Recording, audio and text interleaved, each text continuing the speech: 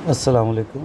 अच्छा जी, आज हम जो है न्यूमेरिकल 3.8 करेंगे, चैप्टर नंबर 3, 9th क्लास की फ़िज़िक्स है। तो डायरेक्टली न्यूमेरिकल पर आते हैं। A ball of mass 0.4 KG, एक बॉल है जिसका मास कितना है 0.4 केजी है। Is dropped on a floor, उसको फ्लोर पे ड्रॉप किया जाता है, छोड़ा जाता है from a height of 1.8 metre. किस हाइट से ड्रॉप किया गया? 1.8 मीटर। मतलब फ्लोर और जहाँ से ड्रॉप किया गया इसके दरमियान जो हाइट है वो कितनी है? 1.8 मीटर। तो ये हमारा गिवन डेटा चल रहा है, मैस आ गया, हाइट हमारे पास आ गई initial. The ball rebound straight upward, टकराने के बाद स्ट्रेट बॉल जो है बाउंस बैक करेगी या रिबाउंड होगी of height to a height of 0.8 metre. Bounce back कितनी हाइट तक हो रही है? ये 0.8 मीटर तक। तो ये भी हमारे पास आ गया। एक चीज़ ज़हन में रखिएगा, इस न्यूमेरिकल के अंदर जो जिस बॉल को हम फोकस कर रहे हैं उस बॉल के दो मोशन हैं।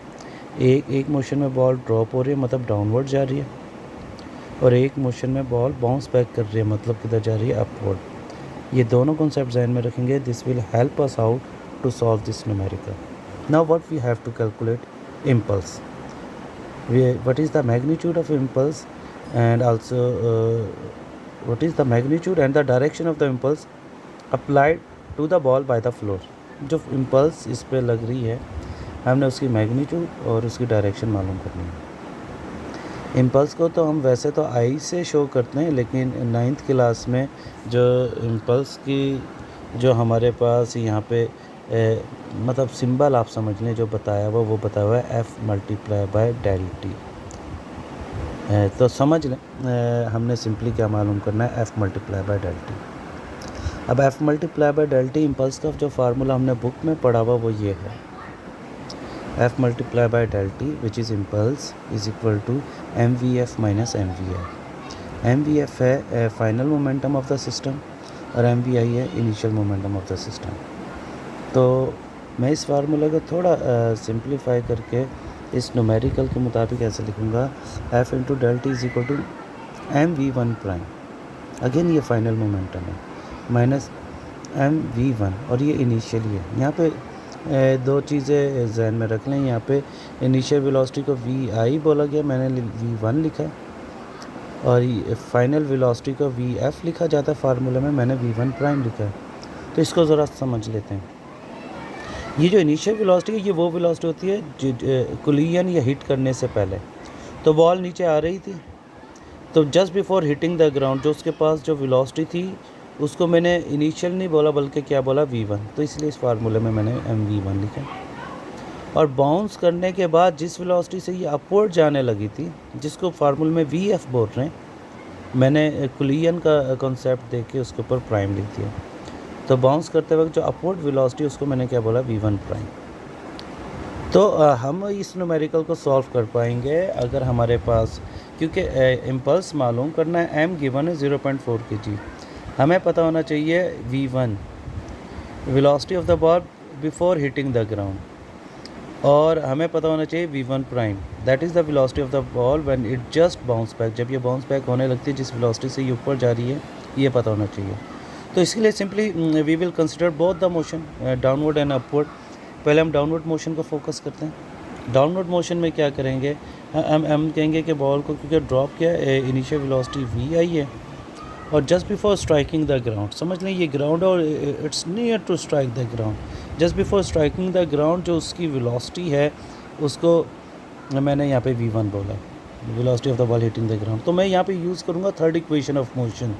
थर्ड इक्वेशन ऑफ मोशन याद होगी, हम इसको 2AS is equal to VF square minus VI square भी पढ़ते हैं।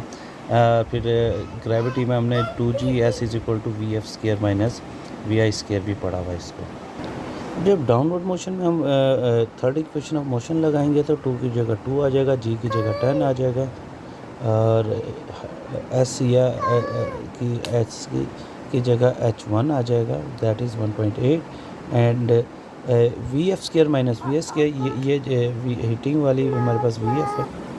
तो इनिशियल वेलोसिटी हमें पता है 0 है, और हमें ये पता है कि final just before hitting the ground इसकी जो डाउनवर्ड मोशन में just before hitting the ground इस हमारी इक्वेशन के मुताबिक फाइनल वेलोसिटी है। तो V1 हमें नहीं पता अभी, तो बहरहाल हम वैल्यू पुट करेंगे जो सारा कुछ आ गया। v1 की जगह v1 स्क्वायर ही रहेगा। v इनिशियल की जगह क्योंकि ड्रॉप के गया तो इनिशियल वेलोसिटी ऑब्वियसली 0 होगी, 0 लिखेंगे और हमारे पास v1 आ जाएगा 6 मीटर पर सेकेंड। क्या मतलब 6 मीटर पर second? It is the velocity 6 metre पर second, it is that velocity with which the ball just hit the ground. अब हिट करने के बाद ये बाउंस बैक करेगी बॉल और ऊपर आना शुरू होगी।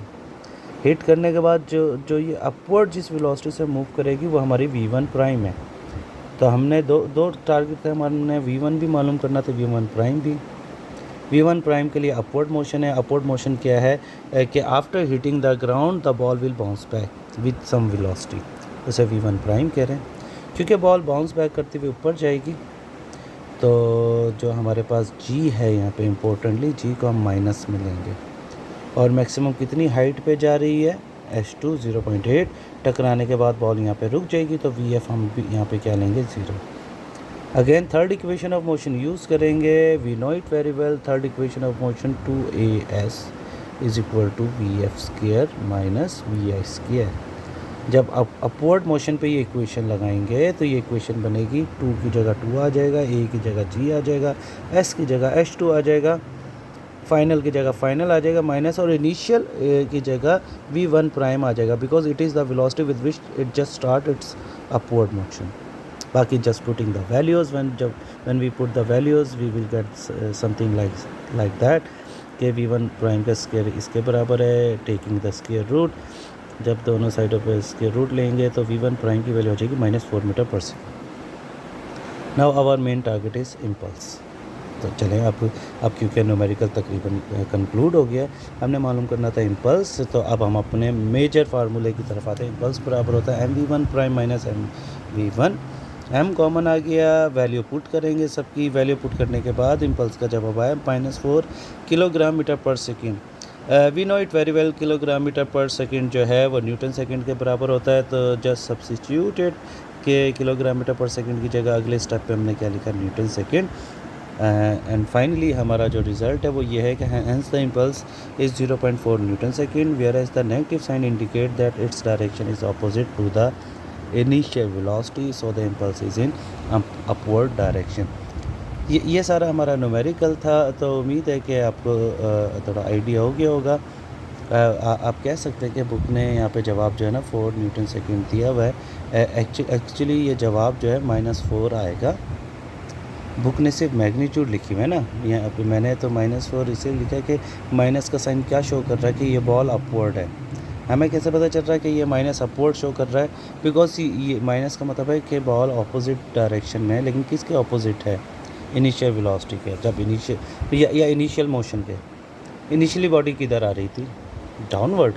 तो ऑब्वियसली ये उसके बाद जवाब में अगर माइनस आ रहा है तो इसका मतलब है कि माइनस का मतलब है ये ऑपोजिट मूव करेगी, तो अपवर्ड है। और इम्पल्स की भी फिर किस डायरेक्शन में होगा? अपवर्ड डायरेक्शन में ही ये होगा। होप सो कि न्यूमेरिकल थोड़ा बहुत समझ आ गया होगा।